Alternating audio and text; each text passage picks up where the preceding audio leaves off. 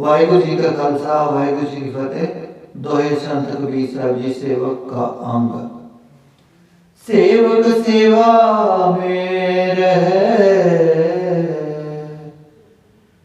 सेवक कहिए सोए।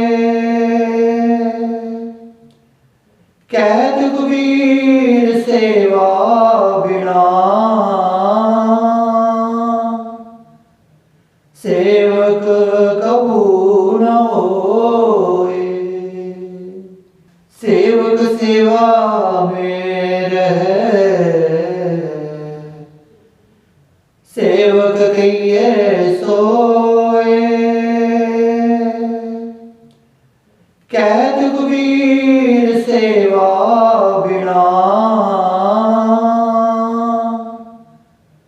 सेवक कबू न होए। वाहिगुरु जी का खालसा वाहिगुरु जी की फतेह।